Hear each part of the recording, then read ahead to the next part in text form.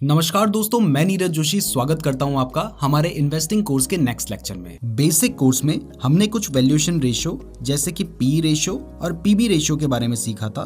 तो इस लेक्चर में हम कुछ एडवांस्ड वैल्यूएशन रेशियो के बारे में सीखेंगे जो कि नॉर्मल इन्वेस्टर्स नहीं बल्कि इंस्टीट्यूशनल इन्वेस्टर्स यूज करते हैं, और ये रेशियोज उनके फॉरेंसिक एनालिसिस के सेटअप का एक पार्ट होते हैं। तो चलिए शुरू करते हैं। तो इसमें हमारा जो सबसे पहला रेशियो है वो है price to cash flow. But इसको समझने से पहले एक बार पी रेशियो को वापस रिवाइज कर लेते हैं। तो मैंने आपको बताया था कि पी रेशियो यानी प्राइस टू अर्निंग रेशियो को निकालने के लिए आपको शेयर की प्राइस को उसके अर्निंग पर शेयर से डिवाइड करना होता है। अब शेयर की प्राइस तो इजीली आप चेक कर सकते हैं। तो अब हम जानते हैं कि कंपनी का अर्निंग पर शेयर कैसे कैलकुलेट होता है, बट उसको कैलकुलेट करने से पहले आपको समझना होगा कि कंपनी की अर्निंग किस तरह से कैलकुलेट होती है। तो कंपनी जो प्रोडक्ट या सर्विसेज सेल करती है उससे उसकी जो टोटल सेल्स होती है यानी उसकी जो नेट सेल्स हैं, उसका जो प्रोडक्ट या सर्विस प्रोवाइड करने में खर्चा होता है यानी उसका जो एक्सपेंस है उसको अगर हम डिडक्ट कर दें तो इससे एबिटा निकलता है। एबिटा यानी earnings before interest, tax, depreciation and amortisation. अब अगर इस एबिटा में से इंटरेस्ट, एमोर्टाइजेशन और डेप्रिसिएशन निकाल दिया जाए तो प्रॉफिट बिफोर टैक्स निकल कर आ जाएगा, और उससे अगर टैक्स भी डिडक्ट कर दें तो इससे कंपनी का नेट प्रॉफिट यानी कि अर्निंग्स निकल कर आ जाएंगी। और जब आप नेट प्रॉफिट को नंबर ऑफ शेयर से डिवाइड कर देंगे तो आपको अर्निंग पर शेयर मिल जाएगा। बट अभी जो मैंने आपको एबिटा बताया था यानी earnings before interest, tax, depreciation and amortisation, इसमें टैक्स और इंटरेस्ट जैसे नंबर्स को तो मैनिपुलेट नहीं किया जा सकता, लेकिन एक कंपोनेंट है जिसे मैनिपुलेट किया जा सकता है और वो है डेप्रिसिएशन। कंपनी एक एसेट को चाहे तो कम भी डेप्रिशिएट कर सकती है या ज्यादा भी डेप्रिशिएट कर सकती है। इस पर कोई फिक्स्ड रूल नहीं है और इसलिए यहाँ आपको थोड़ा डीप डाइव या कहें कि डीप एनालिसिस करना पड़ेगा, क्योंकि अगर कोई भी कंपनी अपने एसेट को कम डेप्रिशिएट करती है तो इससे उसकी अर्निंग्स कम घटेंगी, और अगर वो ज्यादा डेप्रिशिएट करती है तो अर्निंग्स ज्यादा घटेगी। अब अगर कंपनी जानबूझकर अपने एसेट को कम डेप्रिशिएट करती है तो इससे कंपनी की अर्निंग्स कम घटेंगी और इन्वेस्टर्स को लगेगा कि कंपनी की अर्निंग ज्यादा है या बड़ी है। और क्योंकि इन्वेस्टर्स को अर्निंग ज्यादा दिखेगी और पी रेशियो का फॉर्मूला है share price divided by earning per share, तो क्योंकि डेप्रिसिएशन को कम घटाकर अर्निंग्स को ज्यादा दिखाया गया है, इसलिए जब पी निकालने के लिए शेयर की प्राइस को अर्निंग पर शेयर से डिवाइड किया जाएगा तो पी कम निकल कर आएगा, जिसकी वजह से इन्वेस्टर को लग सकता है कि शेयर अंडर वैल्यूड है यानी सस्ता मिल रहा है। लेकिन सच्चाई तो ये है कि क्योंकि कंपनी ने अपनी एसेट्स को डेप्रिशिएट कम किया है इसलिए वो स्टॉक आपको सस्ता लग रहा है। तो इसलिए जो इंस्टीट्यूशनल इन्वेस्टर्स होते हैं ना, वो अपने एनालिसिस में price to cash flow ratio का यूज करते हैं। अब शेयर की प्राइस क्या होती है वो तो आपको पता ही है। तो अब जानते हैं कि ऑपरेटिंग कैश फ्लो क्या होता है। तो ऑपरेटिंग कैश फ्लो को कैलकुलेट करने के लिए प्रॉफिट आफ्टर टैक्स यानी पैट के साथ डेप्रिसिएशन को वापस ऐड किया जाता है, और क्योंकि डेप्रिसिएशन करने से कंपनी का कोई कैश बाहर नहीं निकलता है तो ऑपरेटिंग कैश फ्लो मैट्रिक्स से आपको कंपनी के पूरे कैश पोजीशन के बारे में पता चल जाता है। मैं जानता हूं कि इसको समझना थोड़ा सा मुश्किल है, बट इसको जितनी आसानी से फिलहाल मैं समझा सकता हूं वो मैंने आपको समझा दिया है। अगर आपको ये समझ नहीं आया है तो आप एक बार इस लेक्चर को दोबारा सुन सकते हैं, बट इसकी जरूरत नहीं है क्योंकि एबिटा और ऑपरेटिंग कैश फ्लो जैसे कंसेप्ट्स को हम आगे और भी डिटेल में समझेंगे। अभी बस आप इतना समझ लीजिए कि अगर P ratio price to cash flow के ऑलमोस्ट इक्वल है तब तो कोई प्रॉब्लम नहीं है, लेकिन अगर पी और प्राइस टू कैश फ्लो के बीच में बहुत ज्यादा डिफरेंस है तो हो सकता है कि कंपनी में कोई प्रॉब्लम चल रही है। इसलिए अगर ऐसा होता है तो आपको फिर उस स्टॉक में अच्छे से रिसर्च करने की जरूरत है। अब इसे एक प्रैक्टिकल एग्जांपल से समझते हैं। तो आज की डेट है 15 मार्च। हम आज की डेट के हिसाब से बात कर रहे हैं, जब आप इस कोर्स को देखेंगे तब ये डेट चेंज हो चुकी होगी। तो आज TCS का पी रेशियो 28.8 है और उसका price to cash flow ratio 29.3 है। तो ये दोनों नंबर्स बहुत आसपास हैं, इसलिए इसमें कोई प्रॉब्लम नहीं है। अब दो और कंपनी देखते हैं। पहली कंपनी है बड़ौदा रयान कॉर्पोरेशन। इस कंपनी का पी रेशियो है 0.65 और प्राइस टू कैश फ्लो है -4.52, यानी दोनों में बहुत डिफरेंस है और साथ ही में एक नंबर पॉजिटिव है और दूसरा नेगेटिव है। तो अब प्राइस टू कैश फ्लो के नेगेटिव होने का मतलब समझते हैं। तो देखो, शेयर की प्राइस तो नेगेटिव नहीं हो सकती, यानी ऑपरेटिंग कैश फ्लो नेगेटिव है, और ऑपरेटिंग कैश फ्लो के नेगेटिव होने का मतलब है कि कंपनी से कैश बाहर जा रहा है। तो बिजनेस करने के बाद भी अगर कंपनी में कैश आने की बजाय कंपनी से कैश बाहर जा रहा है तो ये एक रेड फ्लैग हो सकता है। तो इस तरीके से आप गलत तरीके की कंपनी में इन्वेस्ट करने से बच सकते हैं। इसका एक और एग्जांपल आपको दूं तो एक कंपनी है यान सिंडिकेट नाम की, जिसका पी रेशियो है 138 का और पीसीएफ यानी price to cash flow ratio 48.2 है। यानी इसका पी रेशियो इसके पीसीएफ रेशियो से ऑलमोस्ट 3 गुना ज्यादा है। अब पी रेशियो हाई है, इसका मतलब है कि कंपनी की अर्निंग कम है, क्योंकि कंपनी का पी रेशियो हाई तभी होता है जब कंपनी की अर्निंग्स कम होती है। बट पीसीएफ रेशियो ठीक है, इसका मतलब है कि कंपनी की सेल्स तो ठीक है, लेकिन कंपनी डेप्रिसिएशन ज्यादा कर रही है। तो ऐसा हो सकता है कि कंपनी के सारे ही एसेट्स बहुत ज्यादा पुराने हो चुके हैं, जिस वजह से कंपनी को बहुत तेजी से अपनी एसेट्स को डेप्रिशिएट करना पड़ रहा है, जिस वजह से सेल्स होने के बावजूद भी कंपनी की अर्निंग्स कम हो रही हैं। तो ये भी एक रेड फ्लैग हो सकता है जो कि आपको गलत कंपनी में इन्वेस्ट करने से बचा सकता है। तो अब आपको समझ आ गया होगा कि price to cash flow ratio क्यों इंपॉर्टेंट है। तो अब जानते हैं प्राइस टू सेल्स रेशियो के बारे में। तो दोस्तों, price to sales ratio company के शेयर की प्राइस को उसके सेल्स पर शेयर से डिवाइड करके निकाला जाता है। नॉर्मली ये उन कंपनीज के लिए किया जाता है जिनका प्रॉफिट नेगेटिव में होता है। तो इंडियन स्टॉक मार्केट में अभी कई सारी ऐसी new age tech companies list हुई हैं जो अभी प्रॉफिटेबल नहीं है। तो क्योंकि वो कंपनी प्रॉफिटेबल नहीं है, इसलिए इनकी वैल्यू को निकालने के लिए हम पी रेशियो यूज नहीं कर सकते हैं। तो इस जगह पर काम आता है price to sales ratio.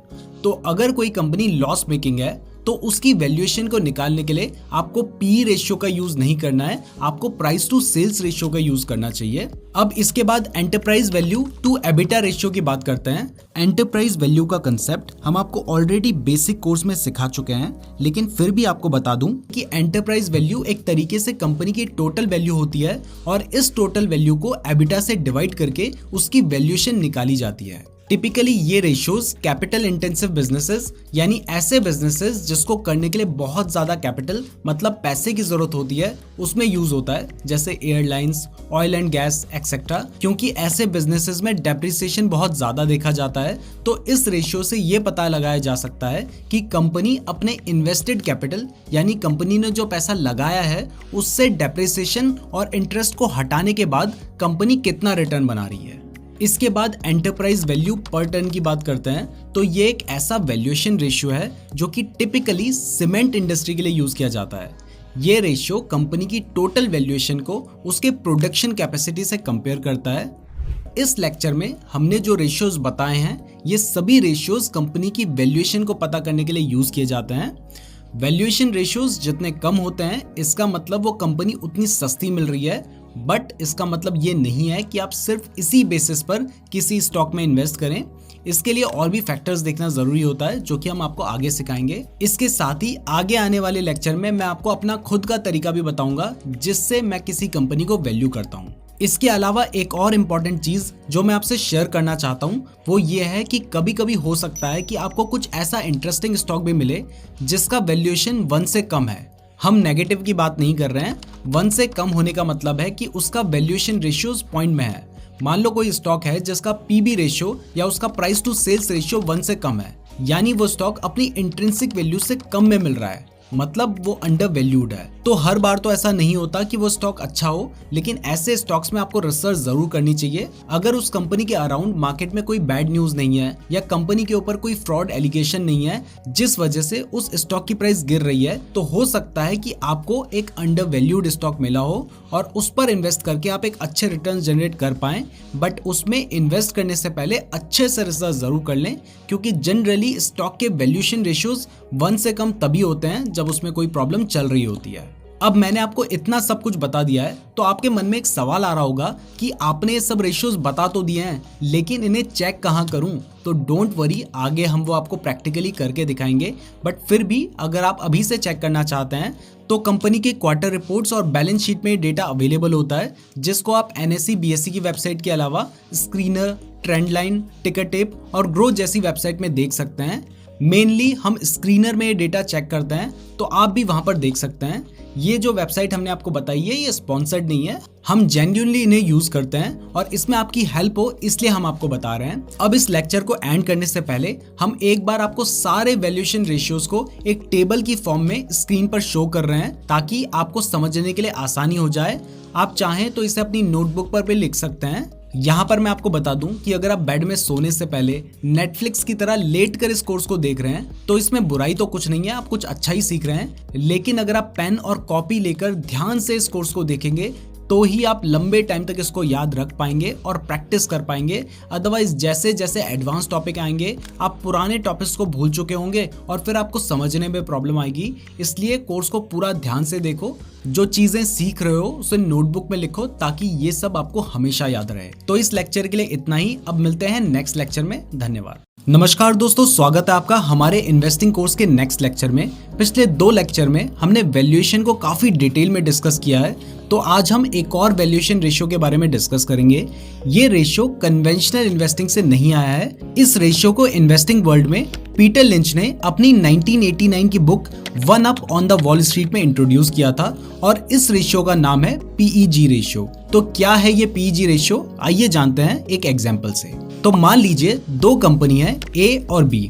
A का PE रेशियो 25 है और B का PE रेशियो 15 है। अब मैं आपसे पूछूं कि आपको कंपनी A का स्टॉक बाय करना चाहिए या B का, तो क्योंकि हमने आपको पिछले लेक्चर्स में बताया है कि जिस कंपनी का वैल्यूएशन रेशियो जितना कम है वो उतना अच्छा है, तो इस हिसाब से आप कहेंगे कि कंपनी B अच्छी है।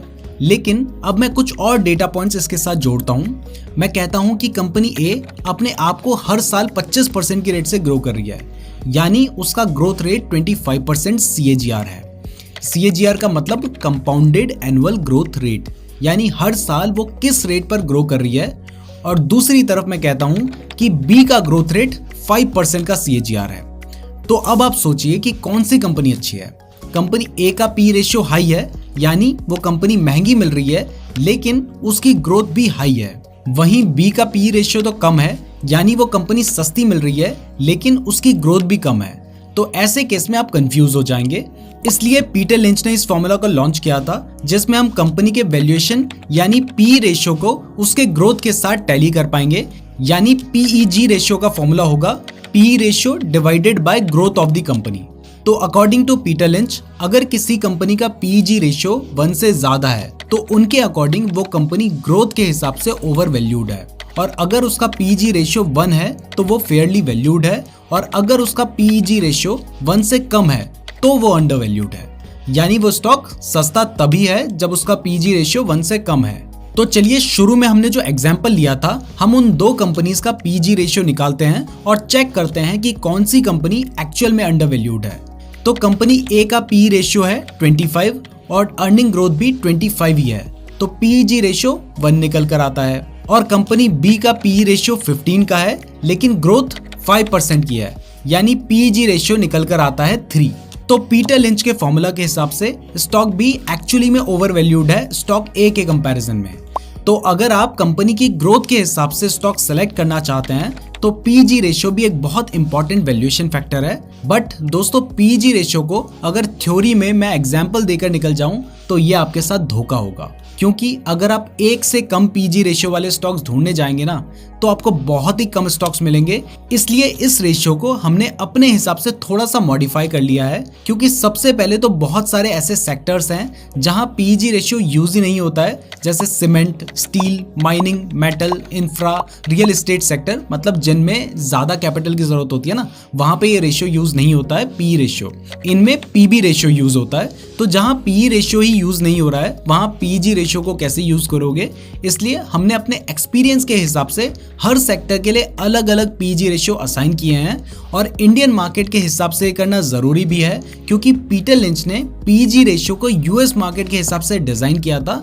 बट इंडियन मार्केट का स्ट्रक्चर अमेरिकन मार्केट से काफी अलग है, तो यहाँ आज के दिन में ऐसी अच्छी स्ट्रॉन्ग फंडामेंटल वाली कंपनीज मिलना मुश्किल है जिनका PEG रेशियो 1 से कम है। हाँ, स्मॉल कैप्स या माइक्रो कैप स्टॉक्स में आपको 1 से कम PEG वाले स्टॉक्स मिल सकते हैं, लेकिन उनमें रिस्क काफी है। तो अब मैं आपके साथ साथ एक टेबल शेयर कर रहा हूं जहां मैंने अपने हिसाब से अक्रॉस इंडस्ट्री अपने लिए कंफर्टेबल पीजी रेशियो रखा है, जिससे मैं फेयरली वैल्यूड स्टॉक्स को चुनता हूं। तो मैंने ये अपने लिए पर्सनली बनाया है, बट आप चाहें तो यूज कर सकते हैं। तो अभी आपको स्क्रीन पे जो चार्ट दिख रहा है, इससे आप समझ सकते हैं कि आईटी सेक्टर पर 1.5 से लेकर 2 तक का अगर स्टॉक का पीजी है तो हम उसे फेयरली वैल्यूड ही मानते हैं, और बाकी सेक्टर का डेटा भी आपको स्क्रीन पर नजर आ रहा है। आप चाहें तो इसे अपनी नोटबुक में भी लिख सकते हैं। तो ओवरऑल पीईजी रेशियो वैल्यूएशन के लिए एक यूजफुल रेशियो है, क्योंकि इससे हम वैल्यूएशन को ग्रोथ के साथ कंपेयर कर सकते हैं। कई मार्केट एक्सपर्ट्स हमें ग्रोथ में पास्ट ग्रोथ की जगह फ्यूचर एक्सपेक्टेड ग्रोथ को यूज करने की भी एडवाइस देते हैं, जिससे हम जज कर सकते हैं कि कंपनी की फ्यूचर ग्रोथ के पोटेंशियल के हिसाब से उसका करंट वैल्यूएशन कितना जस्टिफाइड है या कितना सही है। फ्यूचर ग्रोथ जानने के लिए आप इंडस्ट्री रिपोर्ट, कंपनी के मैनेजमेंट डिस्कस एंड एनालिसिस को पढ़ सकते हैं।